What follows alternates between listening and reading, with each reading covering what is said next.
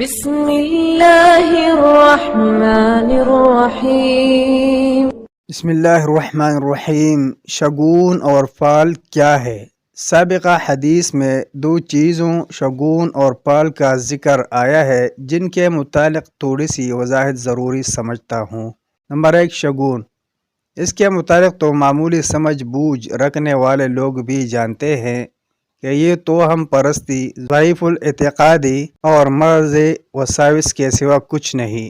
اگر کوئی شخص کسی کام کو گھر سے نکلے اور بلی اس کا راستہ کاٹ جائے تو اس سے صرف توہم پرست، ضعیف الاعتقاد، کمزور ایمان، وساوسی اور جاہل لوگ ہی سوچ سکتے ہیں کہ اب اس میں کامیابی نہیں ہوگی، لہذا واپس ہو جانا چاہیے۔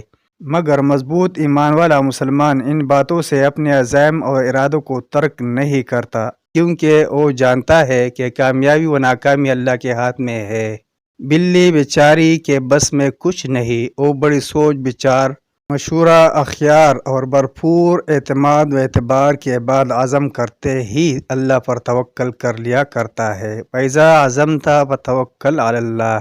اب اس کا راستہ بلی کاٹے، چاہے پیچھے سے کوئی اسے آواز دے یا گھر سے نکلتے وقت اسے کیسا بھی شخص ملے، وہ ان باتوں سے کوئی سروکار رکھے بغیر اللہ سے نیک تمنائیں لیے اپنی منزل کی طرف گامزن رہتا ہے۔ اللہ کے ہاں اگر کوئی کام دور و رس دنیاوی یا اخروی اعتبار سے کسی کے حق میں اچھا نہ ہو اور اس میں کامیابی نہ ہو سکے تو یہ سوچنا بھی غلط ہے کہ بلی کے راستہ کاٹ جانے، فلاں کے پیچھے سے آواز دینے یا گھر سے باہر قدم رکھتے ہی فلاں کے متے لگ جانے، چہرے پر نظر پڑ جانے کی وجہ سے ناکامی ہوئی ہے، کیونکہ یہ کہنا تو مدبر الامور ذات الہی پر عدم اعتماد کا اظہار کرنے اور قادر و قدیر ذات کی قدرت میں نقص نکالنے کے مترادف ہے، جو نہ صرف غلط بلکہ کافرانہ ادا، جرم اور گناہ ہے۔